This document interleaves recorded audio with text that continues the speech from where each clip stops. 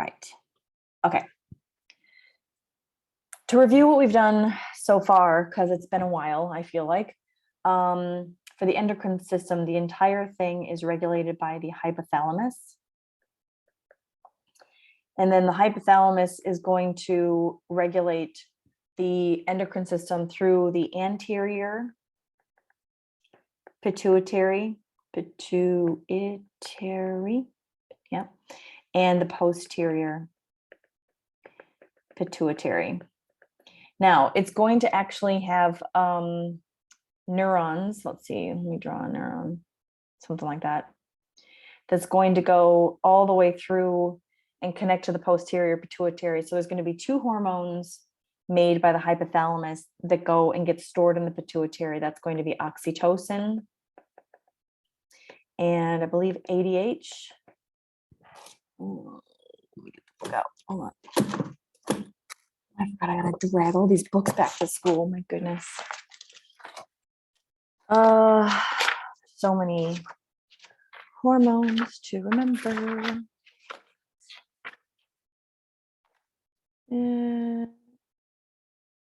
Yeah, is it? Yep, there we go. Okay, so oxytocin and ADH. Oxytocin is the one that's called the cuddle hormone because it's a hormone that is released like when you hug, basically. It's also the hormone that helps to bond the mother with the baby during breastfeeding because it's there to stimulate the flow of milk during lactation. And it also starts uterine contractions during childbirth.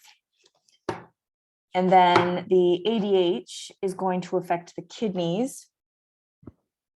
And it basically is going to have your body absorb more water when you have too high a solute concentration in the blood so that you produce more concentrated urine. And then you have the anterior pituitary, which is controlled by releasing hormones, releasing and release inhibiting hormones. And so that tells the anterior pituitary whether to release the hormones or not release the hormones. So we've got, yeah, oxytocin, I already said, and ADH. Let me go back here. So the anterior pituitary is going to make two hormones itself. First one is growth hormone, which obviously stimulates growth. And the second one is prolactin, PRL. And prolactin stimulates milk production. So to distinguish between oxytocin and prolactin, oxytocin is going to stimulate the flow of milk from breasts during lactation. So it's going to basically regulate how much milk comes out at one time. And prolactin is actually just going to stimulate the production of milk in the breasts during lactation. So that's the difference. And don't forget, oxytocin also stimulates the uterine contractions. So we've already done 4 hormones. These 2 hormones are actually produced by the hypothalamus, but they're stored in the posterior pituitary. They move down the axons of these neurons here. And then the anterior pituitary produces growth hormone and prolactin itself. All of the other hormones that I'm going to talk about are produced by other endocrine glands that are ultimately controlled by the anterior pituitary through the hypothalamus. So everything else is going to be regulated by the releasing and release inhibiting hormones through the anterior pituitary. Okay. Okay, so first endocrine gland we're going to look at today is the thyroid. Remembering that the thyroid is going to be controlled by a hormone from the anterior pituitary called TSH. So the hypothalamus, I'll just abbreviate it hypo, is going to release TSH releasing hormone. That's going to go to the anterior pituitary and tell the AP to release TSH. TSH is thyroid stimulating hormone. TSH is going to target the thyroid gland and tell the thyroid gland to release its hormones. So the thyroid is made of two lobes. You can see one lobe here, one lobe here, near the lower part of the larynx. The larynx is your voice box or your vocal cords. So if you can, when you talk, you can feel generally the area of your throat where the vibrations are coming from. And that's where the thyroid is. So TSH regulates the thyroid gland. Of course, you have all these glands that release hormones, but they have to be regulated. They have to basically know or be told, when do I have to release this hormone? Very much like the air conditioner example that I used last week, I think. Talking about how you've got the, what do you call it? The compressor outside, which is going to create the cold air, and that's regulated by the temperature sensor inside the air conditioning unit inside your room. So the hypothalamus is the temperature sensor. It's regulating, or let's not regulating, sorry, it's monitoring the conditions in your body.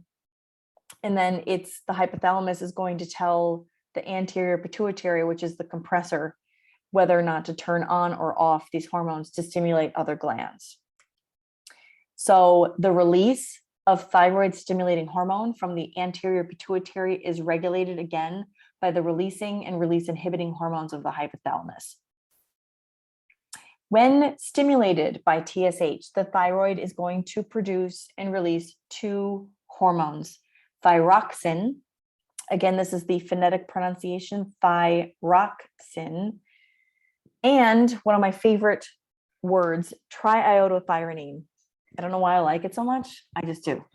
Triiodothyronine. If you want to break it down, triiodothyronine. Both of these hormones are made from the same amino acids. So they are amino acid hormones, which means, and that reminds me, a lot of you on the homework, which I just finished grading, and I apologize sincerely for taking so long.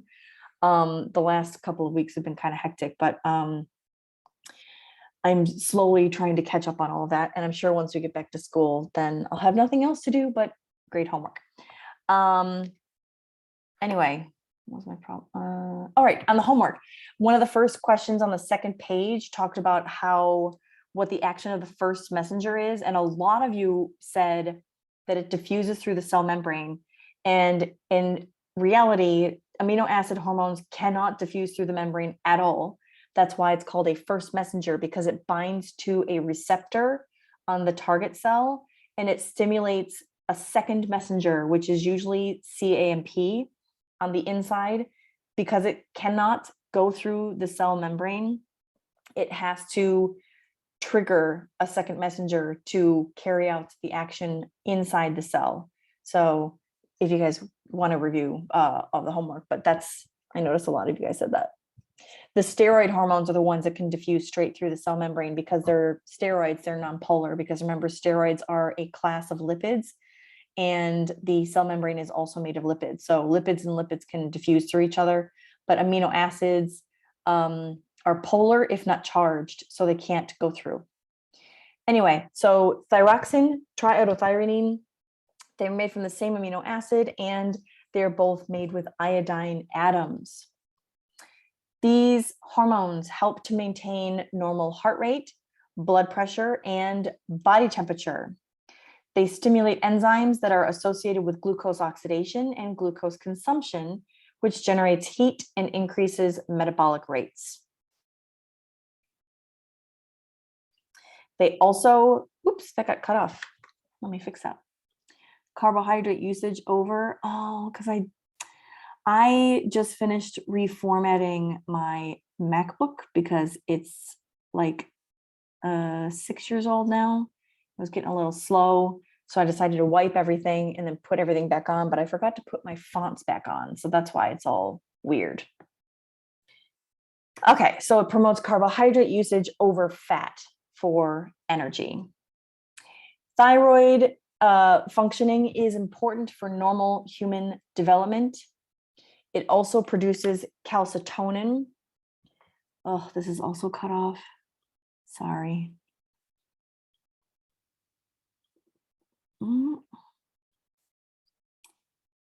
Okay, I'm probably gonna have to do this on each slide, but anyway. Okay, so besides thyroxine and triiodothyronine, the thyroid also produces calcitonin that stimulates the transfer of calcium ions from blood to the bone. So when the skeleton is growing, the production of calcitonin is really important because that helps to generate bone tissue.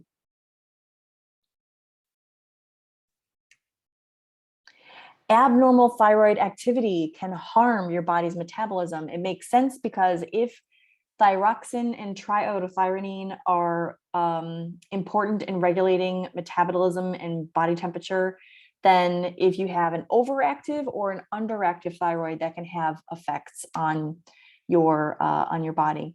So the overproduction of thyroid hormones is called hyperthyroidism.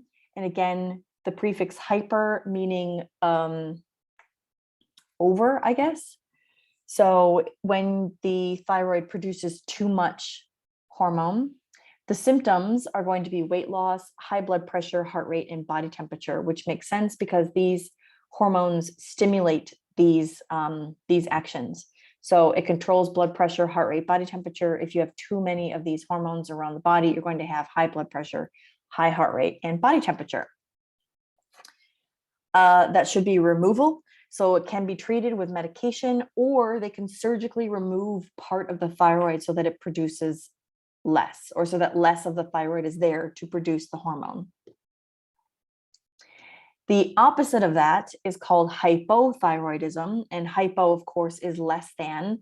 If you remember all the way back to last year when we talked about hypertonic and hypotonic environments for cells to be in, hypertonic is where there's the solution that cells are in are high concentration of solutes, so water moves out of the cell and the cell membrane shrinks. And hypothyroidism is when there's less solutes outside of the cell, so water goes into the cell and it blows up. So symptoms for hypothyroidism would be kind of the opposite of hyperthyroidism. There's growth retardation, which just means a slowing of growth, which makes sense because if you're not producing enough calcitonin, you're not transferring calcium to produce more bone. Exhaustion, just because you have a slower metabolism. Weight gain, low heart rate, and low body temperature.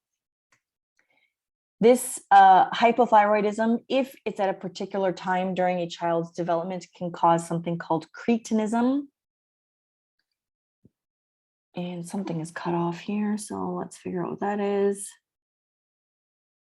And cretinism is a form of mental retardation. Oops, oh, there's a lot missing. Apologies for taking time to format. Okay. So cretinism, a form of mental retardation during fetal and childhood development. So the hypothyroidism would have to occur very early on in life for cretinism to occur. If the hypothyroidism in an adult is caused by an iodine deficiency, then goiter may result. Goiter is the swelling of the thyroid, and this can be treated with supplementary thyroxine. Here is a picture of goiter. Obviously, it occurs in the throat because that is where your thyroid is. And this is a severe case of goiter. You'd think you might go to the hospital before it gets that bad, but I'm assuming for a lot of people, it's an economic thing. Either medical treatment is not available or there's not enough money available to treat something like that. But oof, please go to see a doctor before things get this bad. Okay, so that's the thyroid gland, okay? The thyroid, just to go through it again, we've got the, let me use just with black, oops, hypothalamus releases TSH releasing hormone, which goes to the anterior pituitary, which releases TSH, which goes to the thyroid, and the thyroid releases 3 hormones. We got thyroxine, thyrine.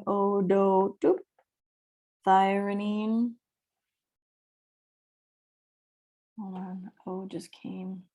Let me let him in. Oh, now I'm going to lose my, yep. Should not have done that. Oops. Anyway, let me go back and try that again. Hypothalamus, TSH releasing hormone goes to the anterior pituitary. Anterior pituitary releases TSH. TSH goes to the thyroid. The thyroid releases thyroxine. I don't remember if there's an E or not, but it doesn't matter. Is it? So I'll check my spine. I think there's an E. Thyroid gland. Blah blah blah blah. Yeah, there's an E. Triiodothyronine. These two are involved in heart rate, metabolism. Oops, can't spell today. Metabolism and body temp. And calcitonin. And this is calcium from blood to bone. And that helps in growth. So this is what I was talking about before when I mentioned how the endocrine system is, it can be complicated because there's just so many hormones and so many organs involved. So again, as we go through each of the endocrine glands and what hormones they produce, it's important to remember that these endocrine glands are controlled by hormones coming from the anterior pituitary, which is being told to release those hormones from the hypothalamus. Okay, so everything stems from the hypothalamus, which is the part of the brain that connects the brain, the nervous system, with the endocrine system, the hormone regulatory system of your body. All right, now let's get into adrenal glands. Adrenal glands are on your kidney. And I find these really fascinating because they have 2 different sections and each section releases a different hormone. They almost act as a separate endocrine gland. Each has an inner core. And again, with medical terms, an inner portion is going to be referred to as a medulla and an outer layer, which is the cortex. So you have the adrenal medulla and the adrenal cortex. Okay, even though it's one gland, these 2 parts of the adrenals are going to function as separate endocrine glands.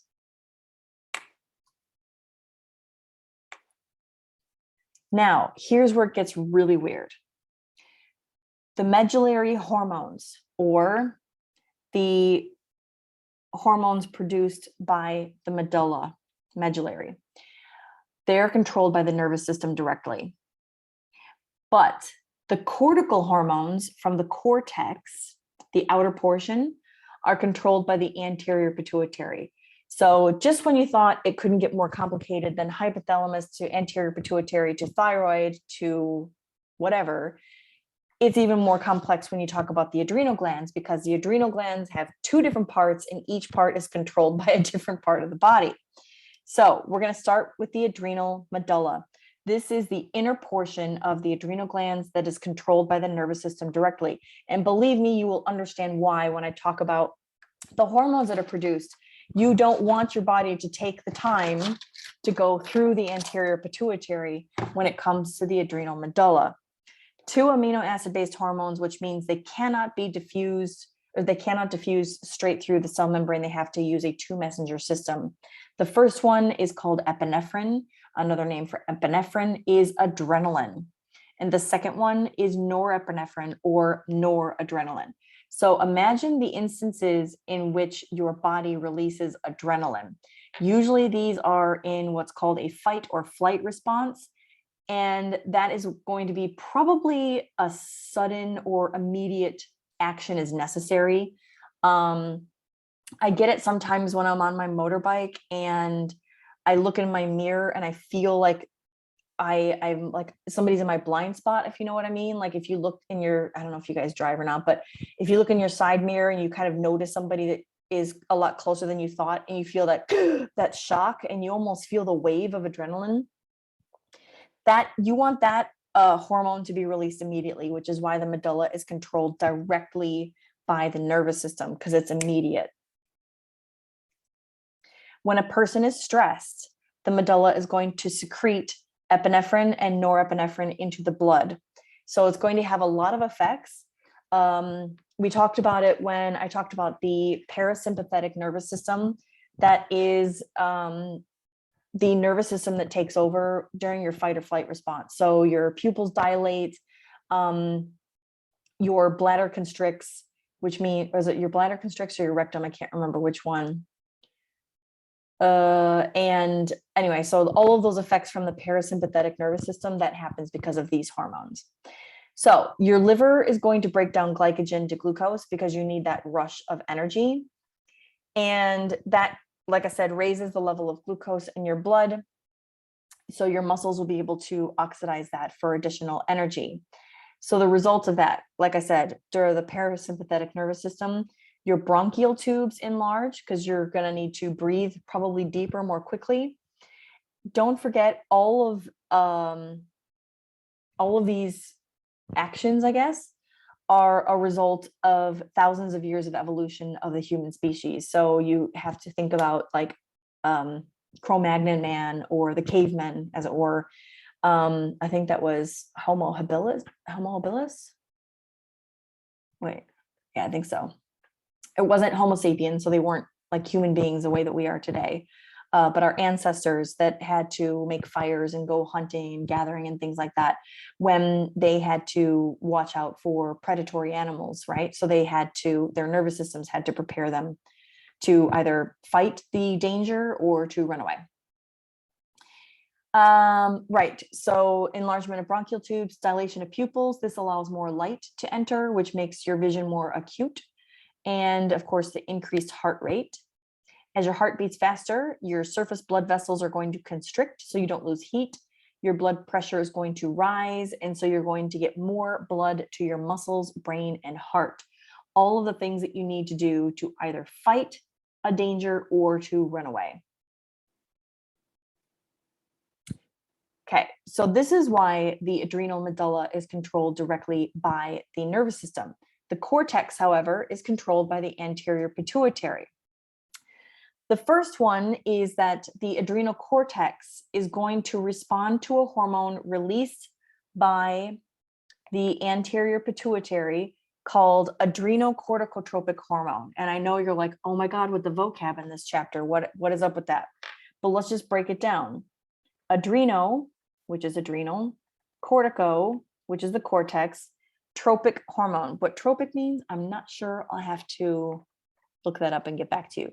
But this is abbreviated ACTH. So just to repeat again, what's going to happen.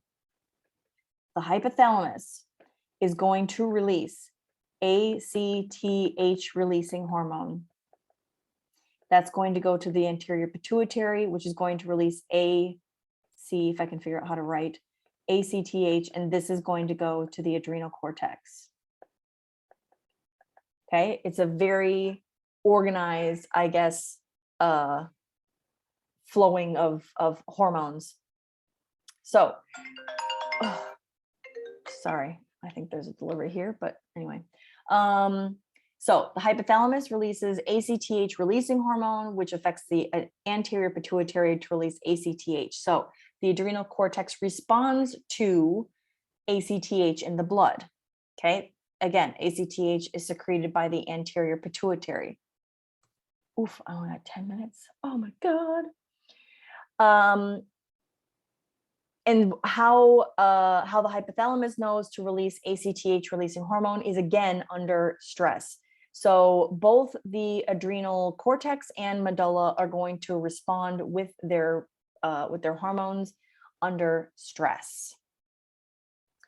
Oh, sorry, it's cut off again. Cortisol and aldosterone. There we go. Okay, so ACTH stimulates the adrenal cortex to make steroid hormones, cortisol and aldosterone. These are the two hormones made by the adrenal cortex. Cortisol regulates the metabolism of carbs and proteins, and aldosterone, oh my goodness, sorry. There we go. Aldosterone helps maintain a salt and water balance by affecting the kidneys.